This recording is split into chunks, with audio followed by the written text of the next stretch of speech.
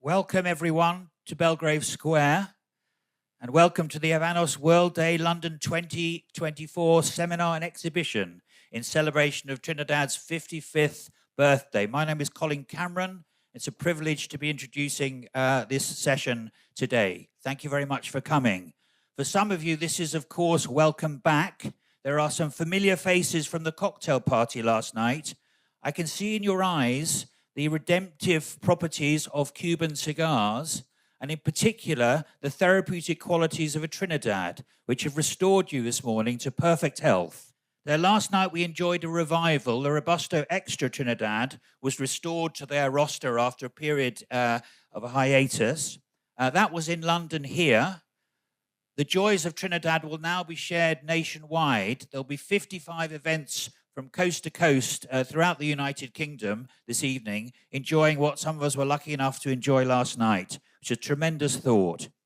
As for us right now, we have the chance to gain an even deeper and wider understanding of what will be enjoyed throughout the kingdom and what we enjoyed yesterday and what we've already been enjoying this morning. Now, we have a panel of experts overseen by Nick Foulkes, himself an expert, so a moderator who is far, far, far from moderate. At the interval after this panel session, there's an exhibition for you to see, Trinidad Habanos, Past, Present and Future, some incredible archive material related to the House of Trinidad that you must take a moment to relish. Plus, Juana Ramos Guerra is to hand. Her fair hands rolled the original 1973 Trinidad offerings. So we're in the presence of greatness. And then after all that, after a little break, we have a presentation of who are worthy winners of the Trinidad pairing contest. Two fellows have found the perfect combination of Trinidad and a cocktail. So we'll all look forward to their revelation. If I may, I'd like to introduce the panel. Many of them need no introduction, so bear with me. Firstly, we have Anna Lopez, one of Hunters Frankau's own. Anna has been overseeing the Trinidad name since 1998, and it was then given to the wider world. So Anna is almost the mother of Trinidad, you might say.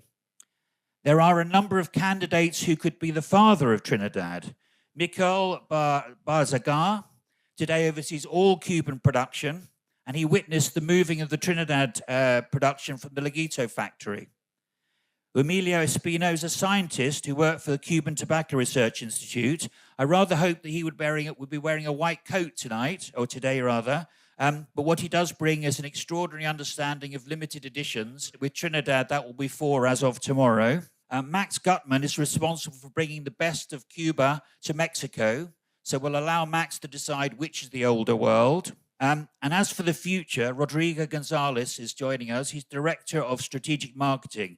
He's actually been involved with Habanos now for 10 years, so it's happy birthday, I suppose, to him, as well as Trinidad. But he's going to ensure that Trinidad is with us for a long, long time in the future.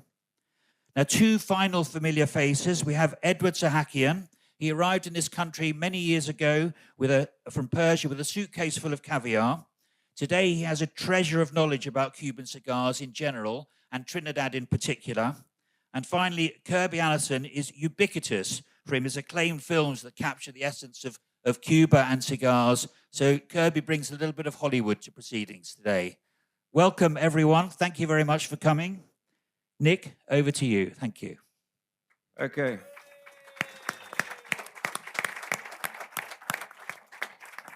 It's great. If you applaud longer, you have to listen to us for a shorter time, so that's probably quite a good thing. Anyway, the introduction to the subject is Spartacus, otherwise known as Trinidad, past, present, and future.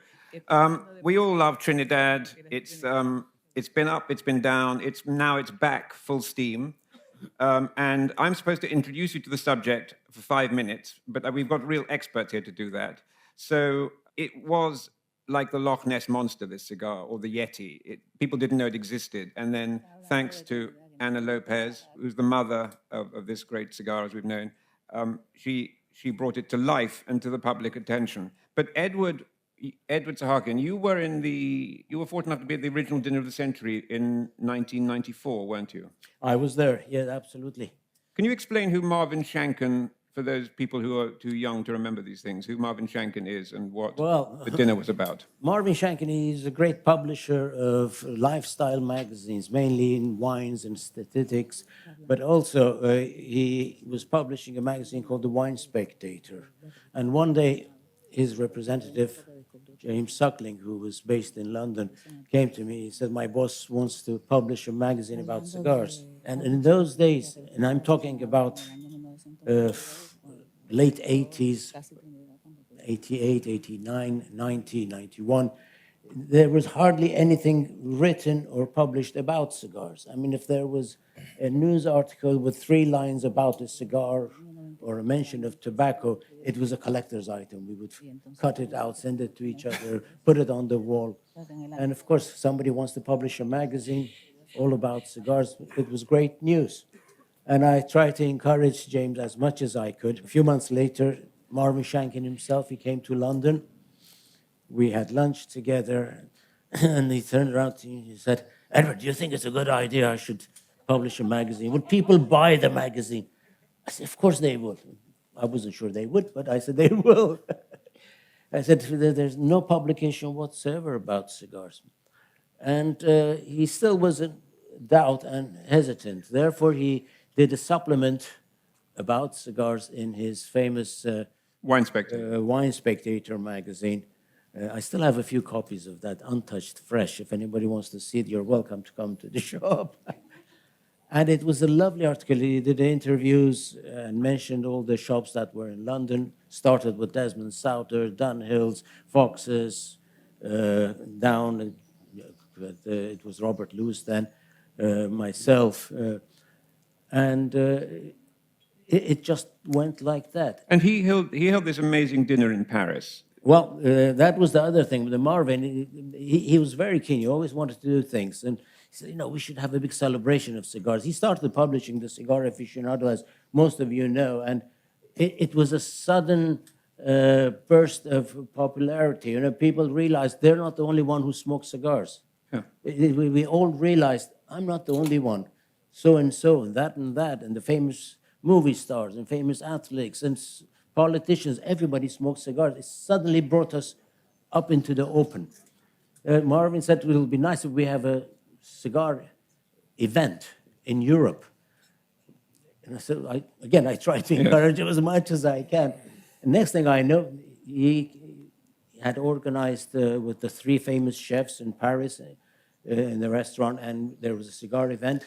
I've got a few photographs of that event. And it was a fantastic event. The 3 chefs, each one did 1 portion of the meal. And then we smoked some delicious cigars. There were stacks of cigars which were auctioned, all signed by Fidel Castro himself. And among those auctions, there was a cigar, box of 50, not even varnished, just plain cedar box of Trinidad's. And I think that's the one you've got. No, you got it. No, I got the. You got it. I got the Cohiba A size, and it was the first time that Trinidad really came to prominence. If it was good enough to be auctioned in such a very special event, it must be something special. In time, we sort of considered it in the early years of it. We thought it was not the Rolls Royce, but the Bentley of cigars. Yes. But after a while, I think it's in many ways, if it's not the Rolls Royce, it's on the same level as the Rolls Royce of cigars.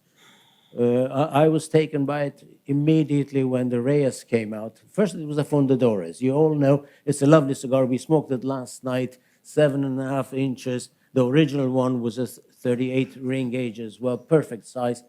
But a bit too long. So I used to cut them and smoke them in 2/2 or 1/3 and 2/3. And I still do that sometimes. I nearly did it last night when I was given the cigar, but I resisted temptation.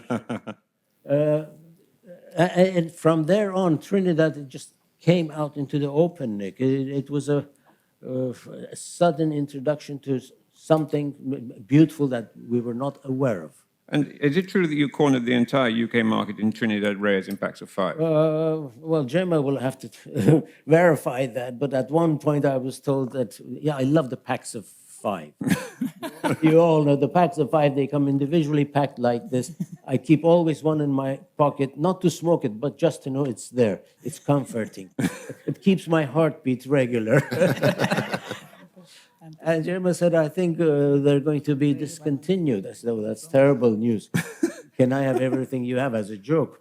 And Gemma seriously said, yes, you can. And I said, well, why not? Please, can I have it? I don't know exactly how many it was, but I still have a few left, Nick. 5,000 packs, I think it was. Did you keep them? You kept them in the boot of your car for a while, didn't you? Well, I still keep some cigars. I have cigars everywhere. You will not believe it. All of you, we're all cigar lovers, and we all keep our cigars in mysterious and funny places. I have cigars in the boot of my car, in the dashboard of my car. I have cigars in the pocket of my jacket. I have cigars in my bathroom. As I'm brushing my teeth in the morning, I'm looking at the cigar, which one I'm going to smoke after I finish brushing my teeth. But that's how we are, Is the Reyes your perfect cigar? It used to be the Panatella from Cohiba, didn't it? It was the Cohiba Panatella for many, many years, and I went to the extent of having beautiful metal cases made exactly for that size in the shape of a fountain pen to hold the cigar. But then when I immigrated to the Reyes size, they became obsolete. They're all going to be part of Eddie's problem to take care of them one day. But if it's good enough for Edward Sahakian, it's certainly good enough for us. Anna. Okay. You're the mother of Trinidad, but you also deserve a Nobel Prize for inventing the Siglo VI, I think, don't you, as well? Well, it was not me who invented it. No. Always a good leader, always a good leader. It's all a great team. It was a thing where with Mr. Miguel Barzaga. No, you invented it, Anna. Well. Anyway, Anna, tell me, there's also another anniversary this year which might be overlooked. It's the 30th anniversary of Habanos SA. And you were there from the very beginning, weren't you? Yes, correct. Could you tell us a bit about those early days? Because when I was smoking cigars in the early 90s, there was not much. It was like it had been frozen since about 1980 or something like that, with the exception of Cohiba. And then things really got quite dynamic, didn't they? And that was Habanos. Yes, correct. The 90s was a period of great excitement within the tobacco industry. One of the factors, as Edward already mentioned, was because of the Cigar magazine that at the time starting to produce lovely articles about the cigars, like, for example, Cigar Aficionados, but also we had the La Mater de Cigar or Epicure in Spain. And there was a great demand for cigars that everybody knows as the tobacco boom, that was called. And in the 90s, we started with in 1992, the release of the Linea 1492 in Cohiba. Your great invention of the cigar. That was a great event, yes. And after that, in 1994, Corporación Habanos was created. I mean, just before was Cuba Tobacco, and we are celebrating the 30 years of the Corporación Habanos. And with that started the period of creativity, we say, for the cigar in general, but particular for Habanos. With the creation of Habanos came the strategy of producing new brands. It was necessary not only for the market, but also because there was a need, a legal need for the Cuban tobacco and for Habanos to have a brand that were in a good legal position in the market. And because of that, it was important to create new brands. Mm-hmm. In 1996, for example, was the release of Cuava. Yes. That was here in the United Kingdom. The inspiration was one of the frames that are in Hunters Frankau with just a catalog of double figurado sizes there. And at the time, president of Habanos SA, that was the late Francisco Linares, came in here. I was inspired by that and said, oh, why can't we create something that we can recreate that period of double figurados? And started Cuava in 1996. Afterward was in 1997, Vegas Robainas. And, 1998, Trinidad was born to the market because, as Edward already mentioned, the first time that we heard about Trinidad, even myself, was when that article of Marvin Shanken came across in the Cigar Aficionado fair issue. And after that, because of the auctions that took place in Paris and in London and Geneva, different places, there was an appetite for Trinidad. And we knew that it was necessary to have that brand in the market. And that was one of the factors that made possible to, I would say, steal Trinidad from that This secret. I wanted to ask you. How did you separate it from this use in the government to being a commercial brand? How was that done? Were there much negotiation? Or? Well, it's a combination of things. I mean, we really need to have Trinidad in the market to protect the brand. Yes. Because if you don't protect the brand through the commercial way, you cannot legally to have the right of using. So that's the factor. But also, Mr. Francisco Linares had been part of the Council of State. He, before joined to Habanos, he was a minister, and he knew about Trinidad, and he was Fidel Castro's friend, and probably he convinced him also to be able to have Trinidad for the market. So it was a decision that went right to the top, right to Fidel Castro. Well, more or less. At the time, everything was. I love the way that Fidel listens to you on these important things. Okay, but why was it only one size? Why did you only launch one size? Why just one size? Well, It's not really a brand. It's a single cigar. well, yes, just one cigar, but was a fantastic cigar. We know that initially Trinidad was just known through the diplomat as now is known. At the time in Cuba, we didn't say diplomat. It was just a Lancero size or Laguito number 1, and that's it, 38 ringgit. But we need to have a different size for because of two reasons. One of them, in order to make possible to have a different blend.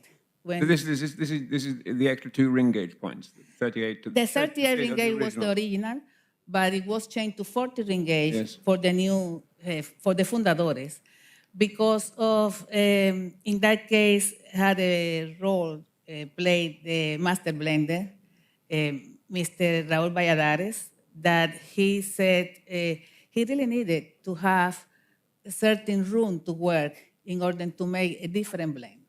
And for that, he needed slightly more space, Okay. let's say. Okay. And that was the reason of the 40 ringgit, but also we wanted to separate from the original and to make something different. And Just one thing, was the original still used as a diplomatic gift after the creation of the brand?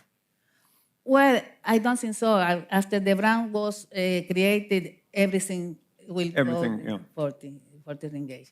But only one size, because also at the time was only produced at the Laguito factory. The Laguito factory was very small factory that didn't have capacity to produce too many cigars. Even for Coiba was struggled. Already we had the Linea 1492, and really they didn't have capacity to produce more than that. So we concentrated just in one size, and that was the Fundadores, what means foundation, and that was the foundation of the brand. And why 24 cigars in a box? This has always perplexed me. Well, it's not a secret. I think probably already you know. The idea initially was 25. Not to put that as usual we do with all the cigar in vertical position, but horizontally. We wanted to have something different. But when we went to the industry and asked to the specialists there if we can place those cigars in row of 5, they said no, it didn't work. It was too narrow, and they recommended to have that in rows of 6. And from there, we started with 24, and that's the reason. Very good. Just talk to me, because you oversaw, as well as inventing the Siglo 6, you also oversaw the brand extension of of Trinidad, which I think is really it's really when it became a proper brand. I mean, it was a novelty item. It was a curiosity. The massive cigar boom. You could sell anything that was a stick of tobacco if it worked or not. You couldn't find. I remember I was in Cuba in '99. You couldn't find anything. I think I found one box of Hoyo de Gourmets in the entire island. So, but 2003, the first cigar boom had sort of peaked and was tailing off. But that was when the brand really became a brand, I think. Correct, yes. I mean, the brand was there, but we knew that the consumers needed something else. For example, we knew that Edward wanted something smaller because it is to call the Fundadores. So, Thank you, Anna. Thank you. so we said it's necessary to have an extension of the range. You're amazing. You invented everything for everybody. It's fantastic. We have to have different sizes in order to reach more consumers. And after 5 years of the brand being in the market, we decided to extend the brand with 3 new sizes. And that was taking place here in London, which is, I think, part of that history of the brand also. And I mean, you obviously like London so much you made it your home. What is it about Cuban cigars and London that it makes it so special, that why the first the Habanos World Days is held here? Well, that is maybe for Habanos to answer, but I know that London is a special city. Always London have kept in the heart the cigars, and particular Habanos. And for years, the tradition of aging cigars, the tradition of keeping the cigar for a while have been in London. Here started the vintage and all these ideas that now coming across. And we always had in London a specialist that really knew and loved the cigars. And today is the same. I mean, the city is plenty of special places where you can enjoy cigars. And I think when Habanos decided for this Habanos World Day, immediately thought about... The only choice. The only choice. And you forgot to mention the beautiful weather as well. Max. Well, the nice weather that we have, you can see, especially in London. Yes. Anyway, Max, you talking of Fidel Castro, you were one of the first owners of a box signed by Fidel, weren't you? Yeah, I also was one of the lucky people to be in the dinner of the century. Yes. And I tried in the auction to buy it, but obviously I couldn't get the prices that they were going. He did, but many other people did. But a year later, in September 15 of 1995, there was the first auction in Cuba, in the Hotel Meliá Coiba, and there was a dinner we were like 200 people, and they had cigars signed by Fidel. There were 4 lots. Yes. And I was sitting in the table before the auction with the guy who used to be the CFO of Cuba Tobacco. Okay. And I told him that I had been in the dinner of the century, and I tried to buy a box signed by the Comandante. And he told me, listen, if you want to buy one, today might be your chance, because we never know if he will sign again any boxes. Okay. So it might be your chance today. So I didn't enjoy the dinner. I was with butterflies in my stomach trying to see what I'm going to do, because I really want a box. So the funny thing is that the auctioneer that they assigned was Jose Maria Cases, who's been the distributor of Cuba for many years before I was in the business. And he told me, I've never been an auctioneer. I don't know how this works, or I don't know what to do. So I said, it's good for me. So the first lot was a box of, it was 150th anniversary of Barzaga, 25 cigars, double robustos, yes. Beautiful box. And he says, okay, I'm going to start the bidding, and I'm going to go from $100 to $100.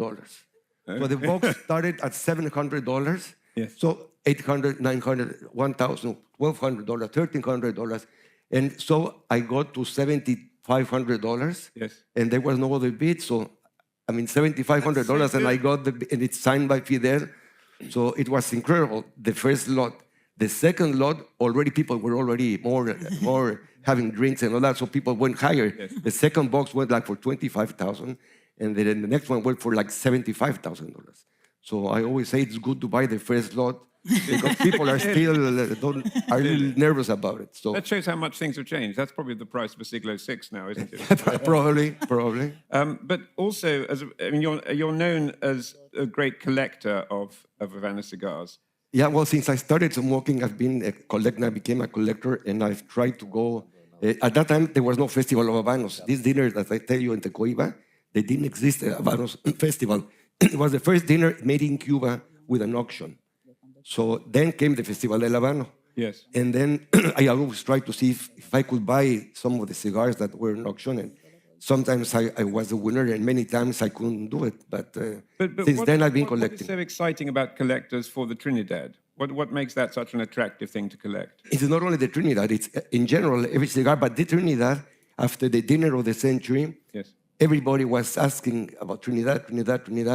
Listen, you have to try to make the Trinidad for the public. Everybody reads about it. It's for presents of the comandante to prime ministers, kings, etc. You have to try to do it. And he said, we're gonna see. Then he left Cuba Tobacco at the time, and Mr. Linares came as a president of Habanos then. And he didn't travel much because, as she said, he was the Minister of Labor, and then he came to Habanos. And one of the first trips he did was to Mexico to see this Casa del Habano that we got made in Mexico. And we had a dinner for him, and everybody in the dinner was, please, Trinidad. Everybody wanted, so when so many people are asking for something, he probably put it in his mind, we should really try to do something. He said, no, but we can't right now.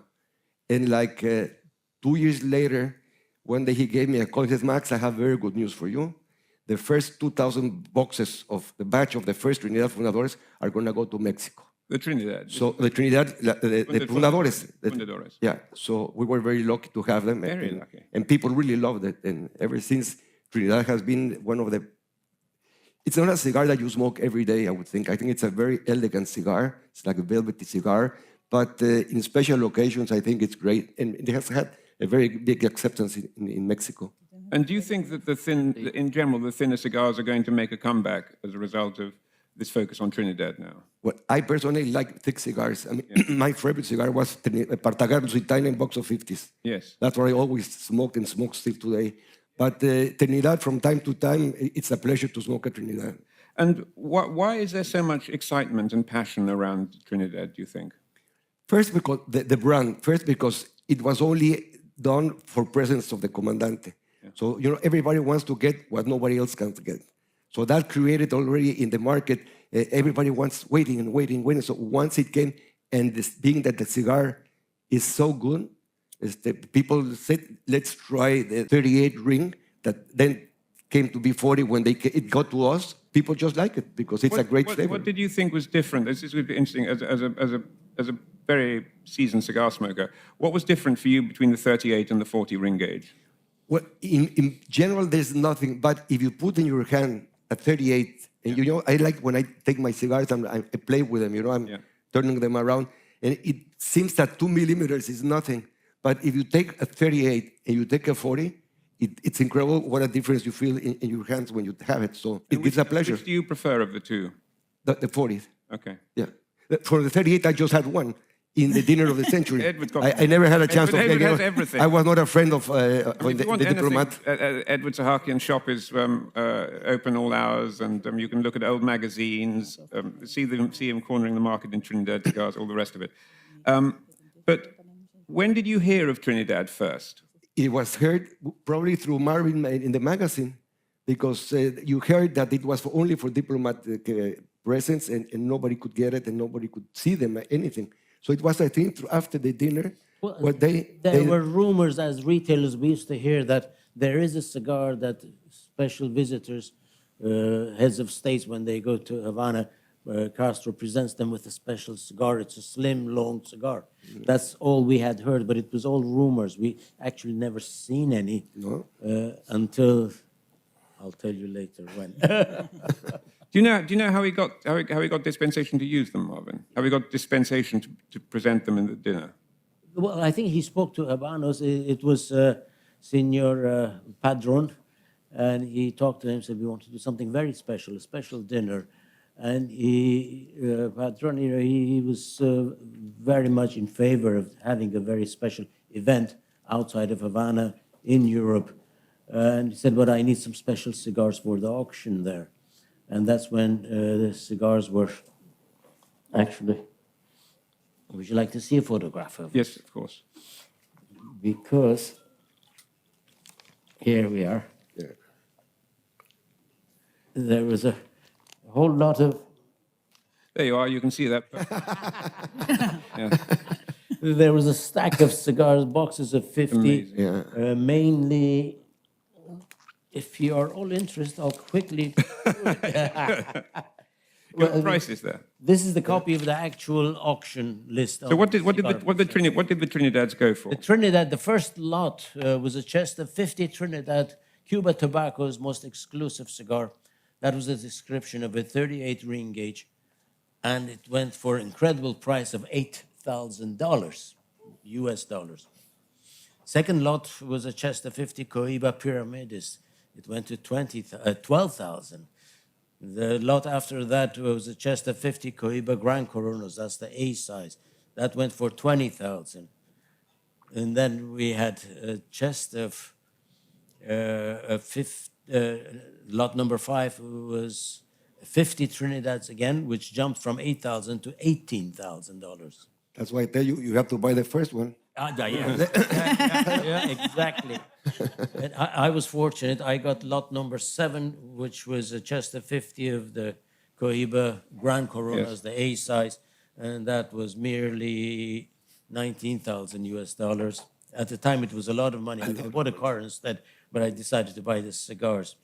But the last lot was interesting. It was called the King's Ransom, and it was a combination of 100 Trinidads, 100 Cohiba Pyramides, and 100 Cohiba Grand Coronas, all packed in chests of 50, and that went for $200,000. Wow. Times have changed. Times have changed. Times have changed. Now, I want to talk to Miguel, but I can't. I have to talk through an interlocutor, an intermediary, because my Spanish is abysmal. Right. Yes. But I just wanted to know, because we've heard about the excitement that was around the brand before it really was a brand and in the very early days. But in 2003, it underwent a great change, and you had to move production. You said that Laguito was too small a factory to produce what you required. How many cigars were being made in the El Laguito days? How many Trinidad were being made a year? You want everything. El Laguito producía en aquella época alrededor de 2 millones de tabaco. Es lo que producía el Laguito en aquel. What's that, Anna? At the time, the Laguito factory only used to produce around 2 million units. And how much Cohiba. of everything, Cohiba, and how much of Trinidad? Alrededor de 300,000 tabacos. Around only Solo. 300,000. It was the production of Fundadores. That was sort of around about 2002, okay? Exactly. Before the launch of the new sizes, the production in the Laguito factory was around 2 million cigars, including Trinidad Fundadores that was only around 300,000. So who took the decision, Miguel, to move to the factory in Pinar del Rio? And why was Pinar del Rio chosen? En el año, a inicio del 2003, recuerdo, yo era el subdirector técnico productivo de la fábrica Guttman y participábamos en los consejos de dirección que se daba por la dirección de industria. En aquel momento, Fernando Lopez, que era el director de la Well, industria. at the time in 2003, at the beginning of 2003, he was the deputy director at the H. Guttman factory, Yes. the factory that used to produce H. Guttman and Monte Cristo. And he used to be part of the meeting of all the directors of the industry where different decisions were taken. The head of the production at the time for the old Cuban cigar was the late Fernando Lopez. And he remembered that time when that was discussed. Recuerdo cuando se tomó la decisión de pasarla a Pinar del Río, especialmente a la Francisco Donatien, que en su momento era una fábrica pequeña, pero iba ya en ascenso con el nivel de torcedores que tenía. Producía solamente la marca Vegueros y era una fábrica que estaba ya en condiciones de asumir otras producciones, y de ahí que se tome la decisión de pasar Trinidad con los nuevos formatos de Robusto Extra, coloniales y... He remembered at the time that the discussion took place, that when it was discussed which factory will be the right factory to move the production, the decision was to go to the Pinar del Rio factory. At the time, the factory, Francisco Donatien, used to produce only very small brand, that was Veguero. That was a very small factory, and they thought that was the right decision to take this small factory to produce so important brand like Trinidad. To say that you transferred the production to this small factory is not, it wasn't as simple as that, because you had to send rollers in to train the team already there. Bueno, sí, era una fábrica que los torcedores no confeccionaban los tabacos con el pigtail, apéndice o pigtail como se le llama. Entonces hubo de la fábrica del Laguito colaborar con maestros torcedores a enseñar a los torcedores de Pinar del Río en la habilidad.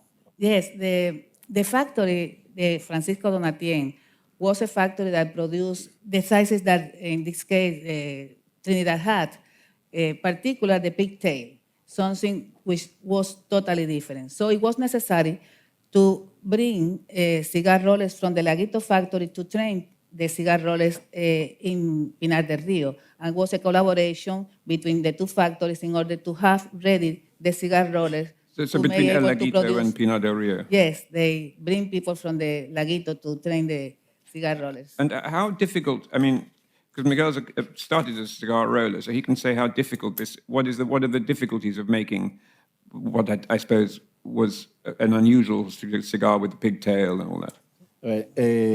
Los torcedores cuando se forman con la cabeza montada y con el gorro. Hacer el pigtail no es tan complicado, es solamente tener destreza. Una vez que se aprende y tener la destreza, se puede hacer sin ningún tipo de complicación, pero hay alguien que debe enseñar cómo hacerlo en el inicio. Yes, to make a pigtail is not so difficult, but the cigar roller, when they learn how to roll a cigar, they learn to do it in a straight format. So to produce something with pigtail means certain ability, certain skills. And once they learn that, it will be easy because it's not difficult to produce that, but they need to learn how to do it because usually it's not the way that the cigars are doing. Now, I mean, how many rollers were working on Trinidad in El Laguito, and how many workers are there now in Pinar del Rio? Bueno, en aquel momento en el Laguito habían alrededor de 8 a 10 torcedores que hacían el Trinidad Fundadores. Hoy en Pinar del Río, con 3 fábricas que hay, que es la Francisco Donatien, Juan Casanueva y Paulina Pedroso, son alrededor de 200 torcedores. So when Trinidad started at the Laguito factory, only 8 cigar rollers used to produce the Fundadores. One of the cigar rollers that at the time was there is Juana, who we have here today at the exhibition, and you can probably see her demonstrations when you go for the coffee break. Only eight cigar rollers used to produce Fundadores at the Laguito. Okay, Today, was that the commercial Fundadores? the comercial Fundadores. Eight rollers, just... Eight cigar now you've got rollers. 3 factories in... But Pinar today, in Pinar del Rio, just one enterprise, but it's 3 different factories that all together produce the Trinidad. And currently, Are they only Trinidad? Is it all the... only Trinidad. And this, together, among them is 200 cigar rollers produced in Trinidad in total. Okay. And that's just Trinidad. They don't roll anything else. A ver, la fábrica Pinar del Río cuenta, es decir, las 3 fábricas cuentan alrededor de 300 torcedores. Hoy Pinar del Río, además de Trinidad, confecciona también Vega Robaina, que es la otra de lo que es Casa Matriz también. In total, the factories, Pinar del Rio factory has 300 cigar rollers, but Trinidad is 200. Now, these are different... Because another brand, he said that produced Pinar del Rio also is Vegas Robaina. And are these at different locations around the... Exactly. There's 3 different locations. It's the same factory that is ubicated in 3 different locations. And what was the production then in the beginning in 2003, and what is the production now? State secret, Nick. Well, it's interesting to know. De Trinidad es alrededor de 3,5 millones a 4 millones de Trinidad en el año. So that is a secret. So I think I'll talk to Eumelio, because he's one of my great heroes of the cigar industry. No, he is. He's a great man. He's a great man. He saw off the CIA with their blue mold and black. It's true. It's true. But also as an expert on the behavior of tobacco after it's been harvested, you say that Trinidad ages very well. I know it's been chosen as the launch vehicle for this new vintage aged program, but what makes Trinidad so good at aging? Ok, primero quisiera hacer una breve introducción. A partir de 1979 reaparece el moho azul en Cuba. So he's going to make a very brief introduction. He started in 1979, so it's very brief. Started by 1979, started the blue mold in Cuba. Was the first time that they found. And it was devastating, wasn't it? I mean, it was genuinely devastating. How much of the crop did it wipe out? En la cosecha 79-80, el moho azul produjo el 95% de pérdida de nuestras plantaciones de tabaco. In the harvest in 1979 to 1980, due to the blue mold, the 95% of the harvest was lost. So you're looking here at the savior of the Cuban cigar industry. Daba deseo de llorar pasar por las zonas tabacaleras y ver prácticamente quemadas las plantaciones. The people really almost crying, particularly him, when he was through the countryside and can see that the whole plantation were destroyed. That was really something that to cry, something really, really difficult. Y esto fue así porque las variedades tradicionales cubanas, corojo, criollo y pelo de oro, resultaron altamente susceptibles a esta enfermedad. And the reason of that was the varieties of Cuban tobacco at the time, corojo, criollo, and pelo de oro, were highly sensitive to the blue mold. A partir de ese momento constituyó para el Instituto de Investigaciones del Tabaco un verdadero reto obtener nuevas variedades que preservaran la calidad organoléptica de las variedades tradicionales y que fueran además resistentes al moho azul y otras enfermedades importantes como el black shang y el weather fleet. So, for that moment was really a challenge for the Research Institute of Tobacco in Cuba to find varieties able to face and to be able to be resistant to this sort of illness for the tobacco, and at the same time to keep the organoleptic characteristic of the Cuban tobacco. So that was a real challenge. Por ello, a partir de 1981, comenzamos un programa de mejoramiento genético encaminado a obtener esas nuevas variedades que siguieran siendo representativas del tabaco negro cubano y que permitieran su cultivo por la resistencia al moho azul. So that was the challenge, to find these varieties, be able to find those varieties that are able to be resistant to those illnesses. Esto se dice muy fácilmente, pero lograrlo no fue tan fácil. It's easy to say, more difficult to be able to find this and to have a result. Fue en 1994 Only in 1994 it was possible. que logramos obtener dos nuevas variedades, el Habana 92 y el Habana 2000. So in 1994 was the time that two varieties, Habana 92 and Habana 2000, were able to have all these characteristics. I mean, to be resistant to the blue mold and at the same time to preserve the organoleptic characteristic of the Cuban black tobacco. Para que se tenga una idea de lo difícil que resultó crear estas variedades, no solo por la resistencia, sino porque preservaran la calidad organoléptica de nuestro tabaco. Quiero decirle que llegamos a obtener un poco más de 100 nuevas variedades y solo estas dos pasaron todos los filtros de la comisión de degustación y fueron las primeras variedades comerciales que salvaron, hay que decirlo así, el cultivo del tabaco en Just Cuba. to have an idea how long that the work was, during that research, around 100 different varieties we are testing, and only these two were able to pass all filters through the organoleptic commission of the Cuban Tobacco Institute that made possible today to have real Cuban cigar, because these two varieties saved the industry. And I just wanted to know, when it comes to making Trinidad, are there special processes and ways of treating the tobacco?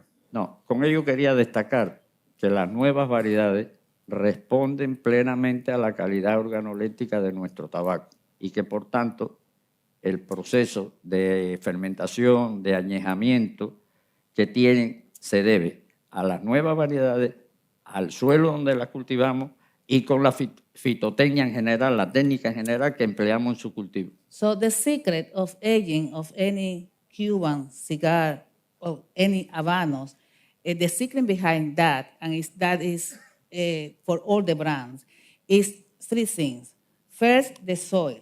That is something important for the Cuban tobacco. Secondly, these varieties that are able to keep the organoleptic characteristic of the Cuban tobacco. And the third, and not less important, is also all the traditional different tasks that are taking place during the process of curing, fermentation, and aging. That is part of that secret that the Cuban tobacco industry has. But Eumelio said some very interesting things, I think, about the curing process of the tobacco in general. La diferencia que puede haber entre una marca y otra, incluyendo Trinidad, se debe a la ligada. Es fundamental, y esto prácticamente es el know-how de nuestro tabaco. Pero el tabaco original es el mismo, son las mismas variedades. O sea, es la ligada la que determina una característica u otra. The reason is general for all, is valid for all Cuban cigars, I mean for all Habanos. Behind that is the same process, but the secret is in the blend.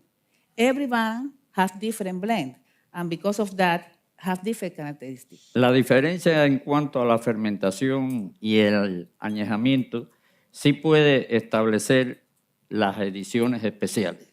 O sea, el proceso de fermentación del tabaco y añejamiento básico es el mismo. The basic process of curing, fermentation, and aging is the same for all cigars. However, when it's necessary to produce a special edition or a special production is when we do different process, and that is the know-how. O sea, todo el tabaco cubano es susceptible de admitir una larga fermentación, un largo añejamiento, pero si se quiere algo más especial, bueno, pues esa fermentación y añejamiento básico se altera, se prolonga para lograr un acentuamiento mayor de las características organolépticas. So all Habanos have the basic in order to be able to age very well. So Cuban cigar can do everything it, is brilliant, but Trinidad is more brilliant than the others. No, but he said that when the Cuban industry want to do something different is when they make some changes. And based on that is when you obtain different results. But all Cuban cigars, all Habanos, are able to age well without any problem, because behind that, the secret is the soil, the varieties, and the process in general. That is valid for all the brands. But in particular, one brand or another one, the difference is because of the blend. And there's a lot of seco in the blend, isn't there, of Trinidad? Y hay mucho seco en la marca en Trinidad. Eso es una diferencia con el resto de las marcas. En el caso del Trinidad hay un mayor % del tiempo seco, que es el que aporta fundamentalmente el aroma. Eso diferencia el Trinidad en general de otras marcas. Yeah, Trinidad is different regarding other brands because the proportion of seco that is used in the blend, that was the secret that Mr. Raúl Valladares, and by the way, today is the birthday of Mr. Valladares. So, so we are here celebrating Valladares birthday, okay? Yeah. Ahora, cuando se quiera hacer una edición especial, bueno, pues se puede prolongar, en el caso de la tripa y el capote, el proceso de añejamiento. Y en el caso de la capa, se usa una capa llamada mulata que se le da un proceso de fermentación mucho más prolongado. Pero lo puede resistir cualquier materia prima de los habanos. Okay. When we are talking about a special edition, like for example, the limited edition, in these cases, it's different the process of fermentation and aging. In particular, the wrapper that is used for a limited edition, which we call Maduro or Mulata wrapper, that is the process of fermentation and aging is totally different regarding a standard fermentation process or aging for a standard production. And I just wanted to ask one more question, if I may. We've heard about the tobacco being all the same and just being treated, the differences coming from the blend. What are the things that unite all the Cuban cigars? How can you tell it's a Havana cigar when you set fire to it and put it in your mouth? Is there something that it distinguishes it from all other regions? Hay 4 grandes factores: suelo, clima, variedad y hombre.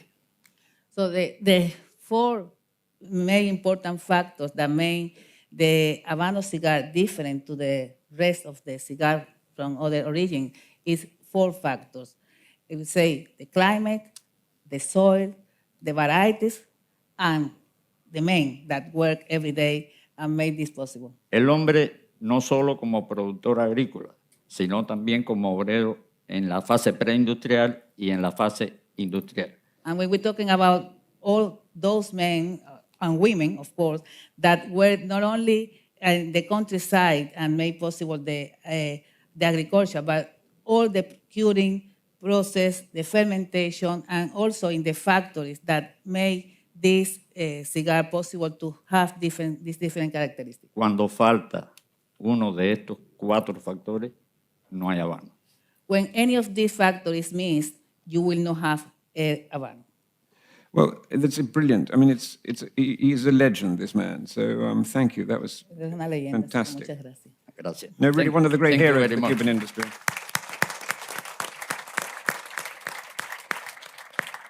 Rodrigo, you've got the unenviable task of following up on that. It's a hard act to follow.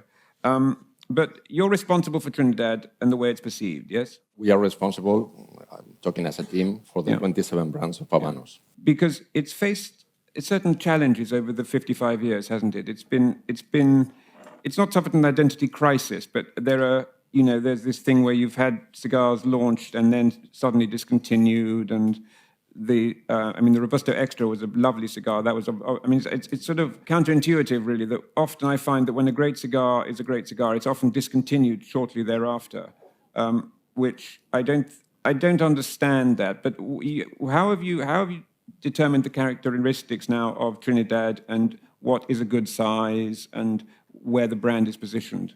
So if you could just address the first of all the thing about the cigars being withdrawn, and then how you're dealing with the brand now. It's a long story because I should start by 2003. Yeah. Okay, so when the launch of the regular portfolio of Trinidad was made, so we told us that we're like kind of standards, okay, because we're similar to Siglo I, Siglo II. Robustos Extra could be said that it was similar to Cañonazo. So at the beginning was a kind of many similarities with Cohiba. Yeah. Then we had the first Limitada was a Cervantes as well, so which was a classic standard as well. Then we had the Robustos T with the pigtail, of course. That was a great brand. So that was a Robusto as well. So they were like kind of classic formats. That was 2003. The brand had some price repositioning, maybe too early. Yes. Because you need to build on equity, let's say. And from, that was 2010 to 2014, was made a brand reclassification in general, not only for Trinidad, but for the whole portfolio of brands. And Trinidad was, since then, what we call a high-value brand. So we changed the strategy. I'm interested how you do that, because it started at a very high level. It started arguably higher level than Cohiba. Yeah, but it's always been like below Cohiba, so it's always. Before it existed in the public domain, it was seen as almost more rare and exclusive than Cohiba. Yeah, let me elaborate on this because this is amazing as a brand later. But the change was in 2014 when the brand was reclassified, the price was repositioned, and the strategy was going from a niche brand only sold in some specific retails, change the distribution to a broader. And then you drop the price as well. Adjusted the price as well. Adjusted the price. I like that. Yes, much better. Try to rebuild equity and also launching a new portfolio. You have, new vitolas with wider cepos, wider ring gauges. Okay, so we had Vigia starting with 54, then you had Lopez as a limitada 56. So we were trying to get Trinidad or to approach Trinidad to a broader type of consumer, asking for the same blend, same experience, but with a bigger smoke, if I can say that. And since that, the brand, the portfolio was bigger.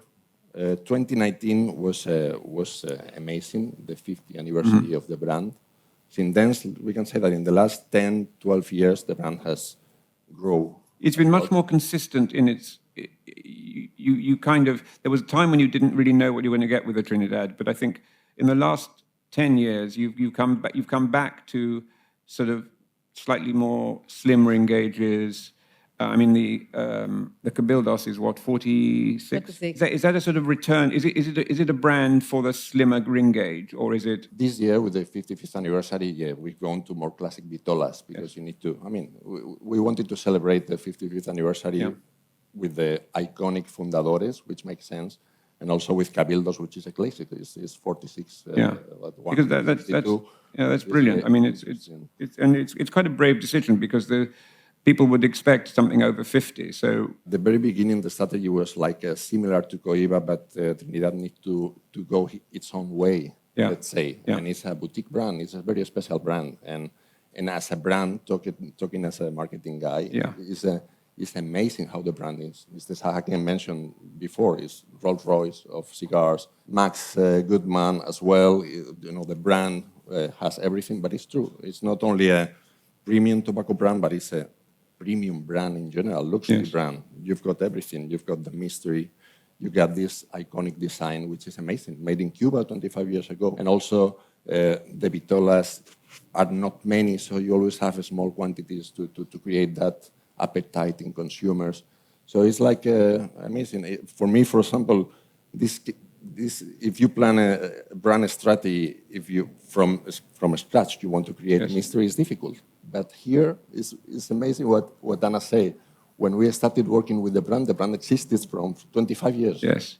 So but it was also the mystery was done. It was also a launch as well, wasn't it? I mean, it's unique in the world. I think if you were, I can't think of a product that existed in secret for a quarter of a century. That helped it to create all this, mystery around the brand and this appetite in consumers. And also do you find as a marketing expert that the flavor profile and the aroma and it being quite accessible is it appealing to kind of new type of smoker? The blend is elegant as the brand is, so this is that match perfectly, and also because of the quality of the raw tobacco, because of the using of the seco to bring more aroma to the experience. Also, it's the sizes you can find. And some small details, the boxes. You have these 12 boxes, 12 unit boxes, this horizontal display, which is a small detail that makes the brand in general unique. And why was it chosen as the brand to premiere this new vintage program that's coming out of Cuba? This, as opposed to aged tobacco, aged finished cigars. We've got the first batch coming over now. It's minimum 10 years old. Why Trinidad for that? Because it was an excellent opportunity. Habanos has a program of aging cigars.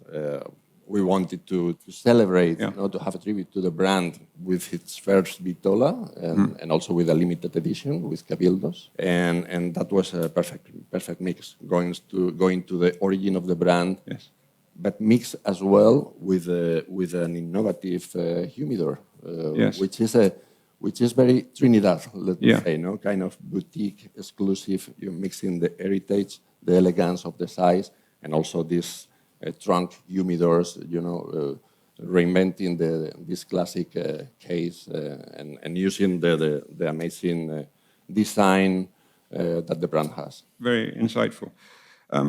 Kirby, Allison, you're wearing your stroller today. It's a semi-morning coat. You look as though you're going to a bank in about 1938. A funeral, Nick. No, a bank. I see you more as going to the stock exchange in about 1938. Doing my best Undertaker. No, you do Undertaker look very well. He was actually once, he's very popular on the internet, Kirby Allison, and one of his followers once said that he looked like an Undertaker, wasn't it? That's right. You paid your first visit to Havana just over a year ago, is that right? That's correct. How did it strike you? First of all, coming from America, there's a sense of it being the sort of forbidden fruit. And then there also, but you fell in love with the country and you fell in love with the cigars, didn't you? Absolutely. As an American, there's a perceived impossibility of traveling to Cuba. And so in some ways, I think that, I would have loved to have traveled there sooner because I've always been, such a lover of Cuban cigars. But the opportunity arose in 2003 at the invitation of Hunters Frankau to go to the festival. Edward and Eddie were there. It's something that we had been speaking about for a long time. So in many ways, it was truly a dream come true. And I think for me, what struck me on my first trip to Havana was the opportunity to really fall in love with the Cuban people. Mm-hmm. I think that that's so much a part of the story of Cuban tobacco. Well, that's what Eumelio was saying, yeah. And until you've traveled to Cuba and been able to smoke a cigar in Havana, visit the factory and see the people who really pour their lives and passion into these cigars, it's impossible to, fully appreciate these cigars for just how exceptional they are. You might say it's quality, tradition, and craftsmanship. Quality, craftsmanship, and tradition at its finest. Quality, craftsmanship. Which comes first, the traditional? Is the tradition last? The craft. Tradition is last. Okay, that's very arguably good. The most important, though. Arguably. You're always leaving room for debate, which is good. How much did you know about Trinidad when you first last year when you landed in Havana? How much did you know about Trinidad?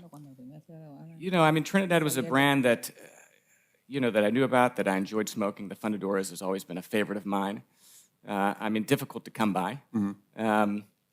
And so, I'd say that, someone that, relative to the people in this room, really have just now really kind of getting into my journey of true appreciation and connoisseurship for tobacco. I didn't know much about Trinidad, to be completely honest.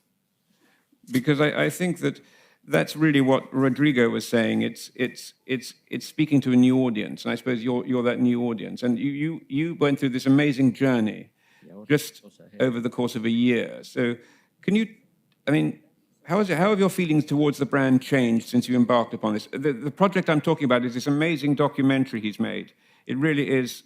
The production values are off the charts. The CGI, the car chases, the explosions, and the bit where you go into space. Yes, that's right. Yes, that's all great. Some of the language is a bit strong though, but it's well worth watching. This it's incredibly instructive. If you haven't seen it already, I urge you to get onto the internet right now on your mobile telephones and start viewing Kirby's wonderful documentaries.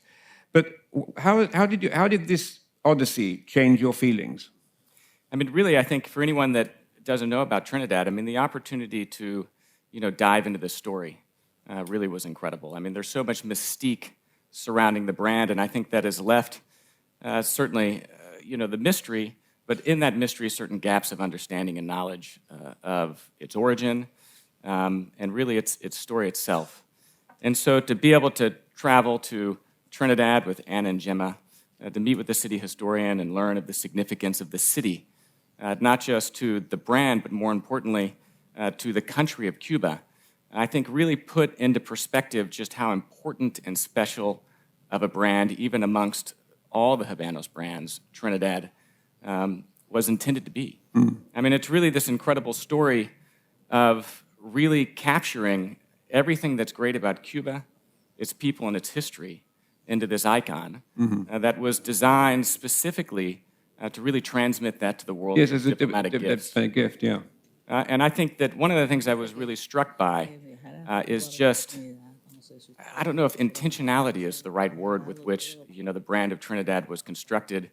I think it was such a product of love in the hearts of the people that were involved that it just somehow all came together. I mean, Trinidad being this incredible city, it's where it's one of the most well-preserved colonial cities in all of the Caribbean. It's UNESCO Heritage. UNESCO World Heritage Site. But it's also where, the Spanish, the native Cubans, and, the Africans all combined to really give rise to the modern Cuban culture that we know it.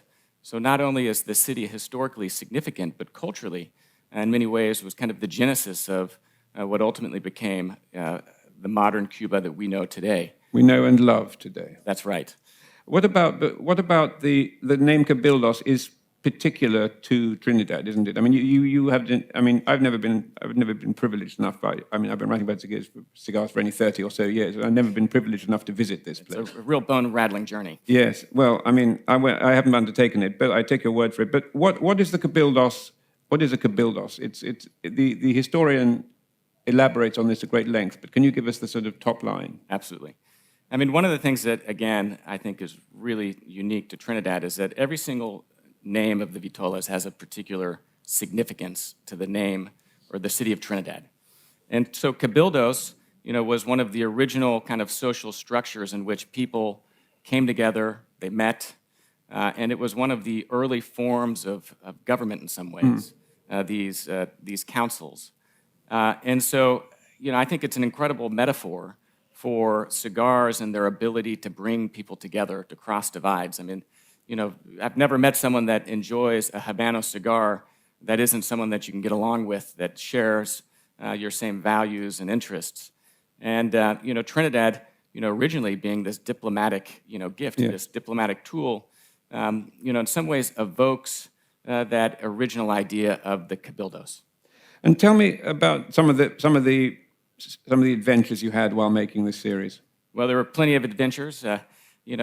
Calling in the military police to stop traffic in Trinidad so that we could film, the introduction to the factory.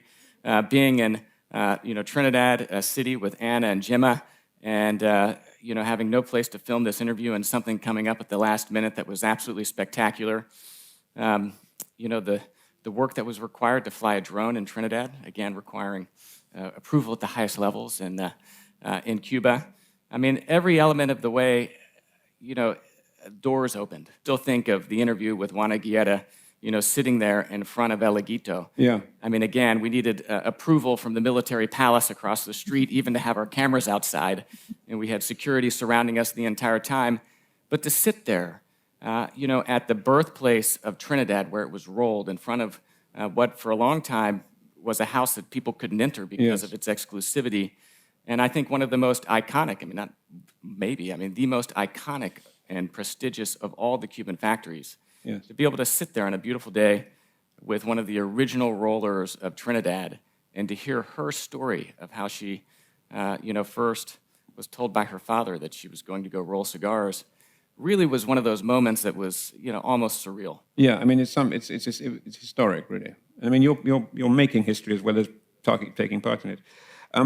What would the top 3 takeaways from your films be? I mean, you should all watch every minute, but if you don't have the necessary time, what are the highlights for you? What are the 3 things that you should take away from these films? Yeah.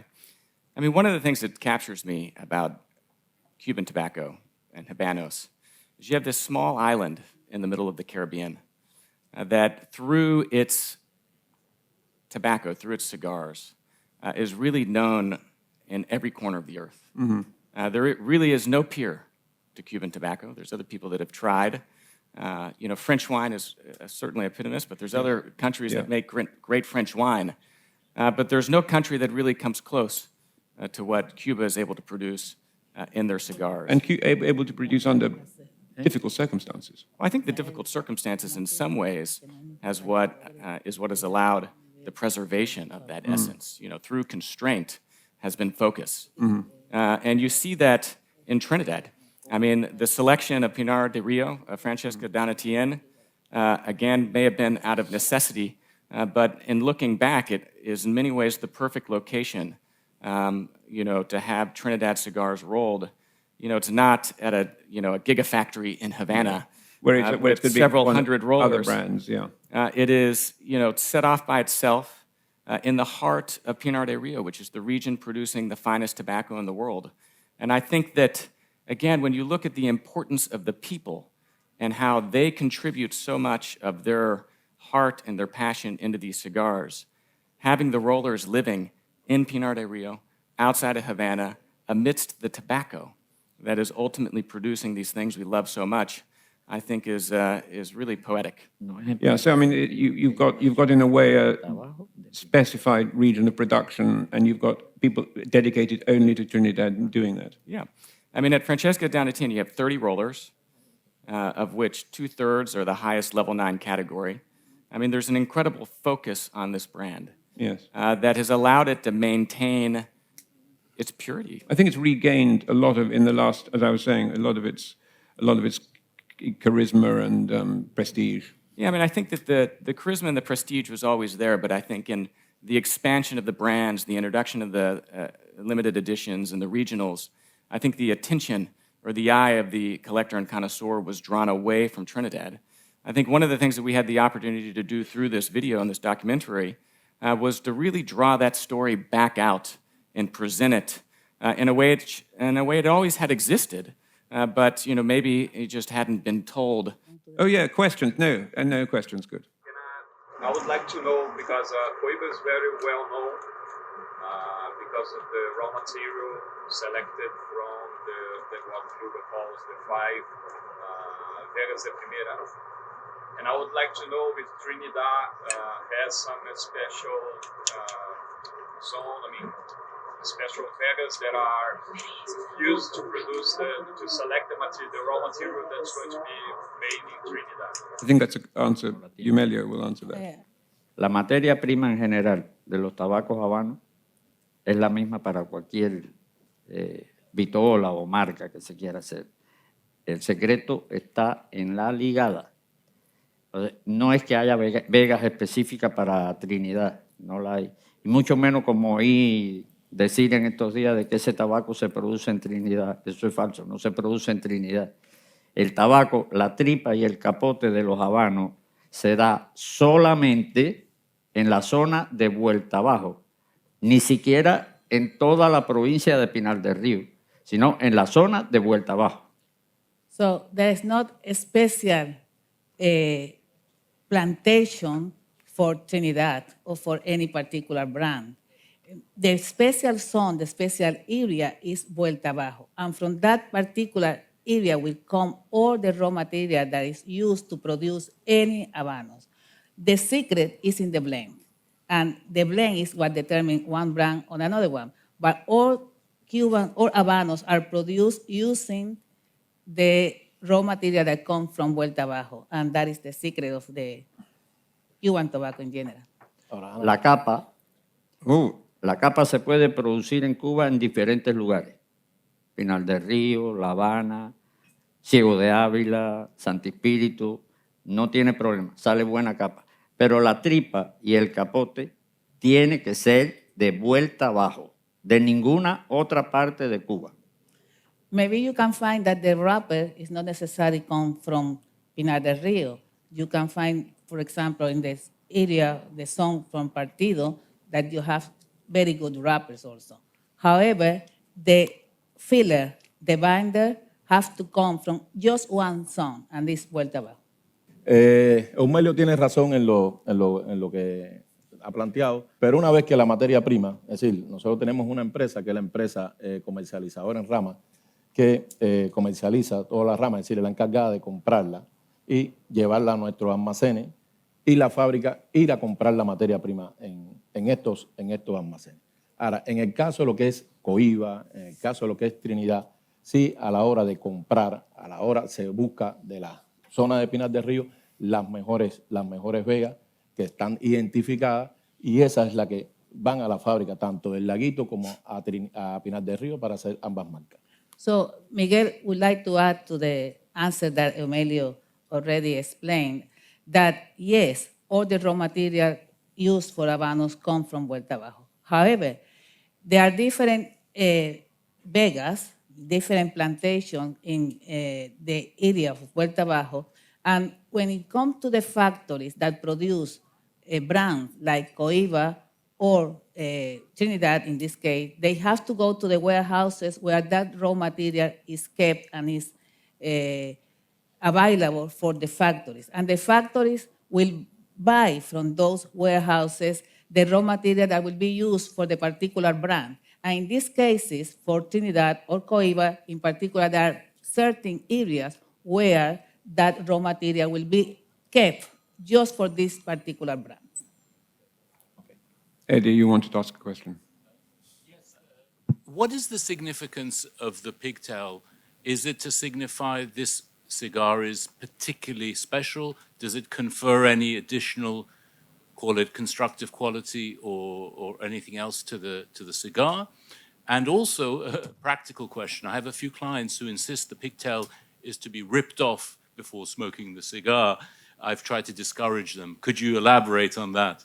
Well, I'm going to answer something about that because it's just when Trinidad was born with Fundadores, and Fundadores was born at the Laguito factory, which is the factory that usually has produced the sizes with the pigtail. That was a characteristic of the factory. And of course, when we went to develop the brand, the logical thing was to keep that as a characteristic of the brand. And then became that was something really different that made the brand different to the other brand because this pigtail is only used, as you know, in some sizes of Coiba and in very few sizes of Montecristo, like Montecristo Especial, number 1 and number 2. But in the case of Trinidad, has been kept in all the sizes. So that is a way of also giving certain different characteristics to the brand. And that has been more of the marketing strategy. It's not only because of the physical characteristic, but more to identify and to keep that as part of the presentation of the brand. That is from the marketing point of view. I'm going to ask anyway to Miguel, but I think that's the answer. Because And maybe Miguel could also tell us, because he's an expert on this sort of thing, when the pigtail was first introduced as a rolling technique. I mean, is it pre-revolutionary? Is it post-revolutionary? En mi conocimiento no lo tengo claro. Sí sé que el pigtail comenzó con Coiba, con la fundación de Coiba. Es lo que tengo como conocimiento. No sé si anterior a la revolución existía. Well, Miguel doesn't know if pre-revolution we have any side with pigtail. As far as he knows, this started with Coiba. So it's a relatively recent. It's relatively recent. From his point of view, it didn't exist pre-revolution. I don't know if any collector in here have anything Max, with a pigtail before the revolution. I don't have any cigar with pigtails that pre-Castro. No. Recordemos que comienza el lancero como la fuma de un torcedor que lo hacía y simplemente, para no hacerlo tan complejo, lo hacía en pigtail y esa era su fuma y eso fue lo que se le regaló a Fidel. Y a partir de ahí ya se institucionalizó como un tabaco ya. The history behind that is the history of Coiba. Because you have to remember that Coiba started like that cigar that a cigar roller just made for himself. And that cigar roller produced a cigar that Fidel liked it. And the way of producing that cigar was just for himself to do that pigtail and that presentation. But Fidel loved that cigar. And that came as part of the Coiba presentation. And from there is the history of the pigtail. Yeah, that's fascinating. Thank you. I'm really pleased we've got that straight. Why was the 50th anniversary humidor not a pigtail? And how comes you made a Piramides Gloriosos? Well, it was the first figurado in the brand, so it would be good to have a figurado with pigtail, but we started with a figurado. That was a one-shot, absolutely, with a lovely humidor, by the way. But maybe, who knows, in the future we could have a figurado with a pigtail. Who knows? You never know, so you cannot limit it that. A very specific vitola non-existent in the brand. Solamente para humidores. You mentioned earlier that the original cigar, Trinidad cigars were made at Laguito, and then they moved to Pinar del Rio with now 3 factories in Pinar del Rio. 2 questions.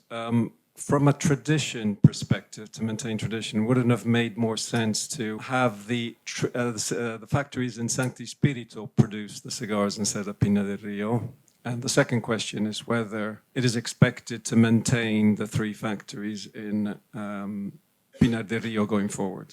A ver, cuando se seleccionó a Pinar del Río, ya lo decía anteriormente, era porque la fábrica Francisco Donatien, que hacía la marca Veguero, venía con muy buena calidad, venía con perspectiva de crecimiento, no solamente en esa fábrica, sino en otras fábricas ya que estaban previstas, que son las dos que también mencioné, y fue la decisión que se tomó en aquel momento.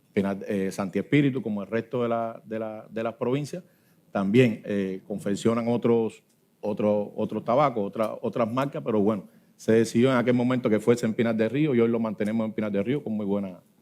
So the selection of Pinar del Río at the time that the production was moved from the Laguito to Pinar del Río, the decision was taken, as he previously explained, based on the fact that was a very small factory and didn't produce other brands than Vegueros. And that's why they found that was a factory with a very good perspective in order to increase production, but keeping the quality and care that was necessary for that brand. Of course, there are other factories in Santi Espíritu, for example, that produce other brands, but it's not at the moment anything considered in order to move or to have other factories produced in Trinidad. La decisión fue muy acertada. And he thinks that the decision was very good. It was a very good decision to have the Pinar del Río factory as the headquarters of Trinidad, because they have obtained very good results and the quality of the production have been kept without any problem. One more question. I would like to ask more information about the vintage program. Basically, we are now, you're coming out now with a Trinidad that is a 10 years old vintage, but I think everybody knows that for us aficionados, a vintage should be more than 20 years, at least. So I would like to ask to Eumelio and to Miguel if they think that the tobacco that is being rolled in 2010 over will age in the same way that tobacco was rolled before the year 2000, if they can say, if they know how it will age. Realmente el tabaco cubano, repito, envejece, fermenta, el proceso de añejamiento. Si procede de las vegas finas de Pinar del Río, sobre todo la tripa y el capote, resiste lo mismo. El problema está, como explicaba anteriormente, si se quiere hacer algo especial, como en el vino, en el whisky, pues se le da más fermentación, más añejamiento y sale una edición especial.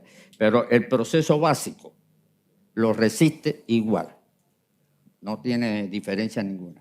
Miguel decía una cosa en cuanto a la finca, y aprovecho para volver a eso. Es verdad que se selecciona el mejor tabaco, las mejores fincas, porque nada en la realidad se cumple al 100%. Estás en la zona de vuelta abajo, estás en la vega fina, pero los vegueros no son iguales en cuanto a la disciplina tecnológica. Un veguero totalmente disciplinado va a producir el mejor tabaco, y ese es el que se selecciona para Coiba, para Trinidad, para todo lo que queramos hacer, destacar como mejor. Pero no es porque haya una diferencia en la zona. Es vega fina y vega fina cumple con los requisitos organolépticos que caracterizan al tabaco cubano en el mundo. So, the aging of the Cuban tobacco, as he's explained from the beginning, is equally for all the brands. Depending of the blend of the brand, that it could be in one way or another way. But all of the Cuban cigar will resist the time, not only 10 years, but more than 10 years, depending of the blend and depending of the quality of the tobacco. So he repeated it again that in the cases, for example, of Trinidad and Coiba, where not only the raw material comes from the Vuelta Abajo zone, but also from the best plantation. Of course, in these cases, the situation is better when you curing or fermenting or do any process to tobacco because it's also the skill of the people that have been working with the raw material that produce better results. All of that is behind this process. And I can tell from my experience also in this process of vintage, and I have been privileged to work because here in London, I would say is the origin of the vintage. And there are certain cigars with 20 years that are perfect. I have been even smoked cigars that 50 years. In Cuban cigar, you can find even cigar with 100 years, and still they have aroma and they have certain organoleptic characteristics, which is amazing. So the process of vintage, or the concept of vintage that have been now relaunched by Habanos and give a different certain period of from 5 to 9, from 10 to 15, more than 20 years. In all of the cases, the characteristics are different because they are different, but still they will be vintage. I mean, they will be certain cigar with certain age, and still you will have certain characteristics that will change. And maybe in a 20 years old cigar, you will find that the aroma is maybe less, but still you have other things. But in the 10 years, you find other things. So every single period will give something different. And when you smoke one cigar that is 5 years old or one cigar that is 50 years old, in both of them will find something different, but you will enjoy both. That's my personal experience. That's wonderful. Will the vintage program be extended also to other brands? Yes, could be. Good question, actually. I'm glad you did that. I'm glad But as we have in our Q&A, let us surprise you in the future, okay? But just talking about the vintage program, just something important. We have different categories, let's say vintage 10, vintage 15, so you 10 should, to 14. You should give us a bit more than that. Give us a special insight into what's going on next. And super vintage above 20 years. And for the first time, the vintage process is being included into the processes checked by the appellation of origin of Habanos. It's fantastic. So that makes the difference. So for the first time, the DOP Habanos, the appellation of origin Habanos, is checking the process and certifying the process. So that's the difference. But yes, for sure. Brilliant. Well, look, that's fantastic. You told us absolutely nothing, but you said it beautifully. So you've kept us all in the dark, and I think it's sad that kind of marketing as well. I know. It's brilliant. You say it so beautifully that we. I explained the program. I know it was a difficult question, and it was parried beautifully. And we're all waiting now to on this vintage program, the super vintage, and all that. I just want to say first of all, thank you to Gemma Freeman for organising such an amazing event.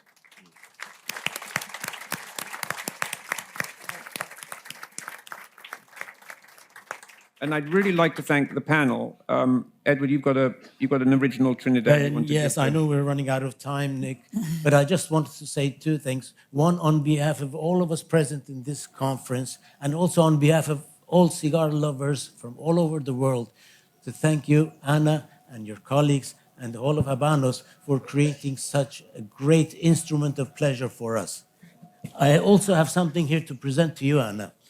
We talked about vintages, we talked about the first Trinidads, but I am very proud to hold in my hand one of the very first Trinidads. It's still in its own cellophane. You could hardly see the cigar. It hasn't seen the light of the day up to today, and I'd like to present this to you, Anna. Oh, thank you. It was given to me by a dear friend of mine more than 13 years thank ago. you. That's Thank you one very of the much. original ones. Thank you. That's You very can hardly lovely. see that. Oh my goodness. Thank you so much. That is really history. Thank you. And thank you everyone for being so great ambassadors of the brand. Thank you very much. Thank you so much.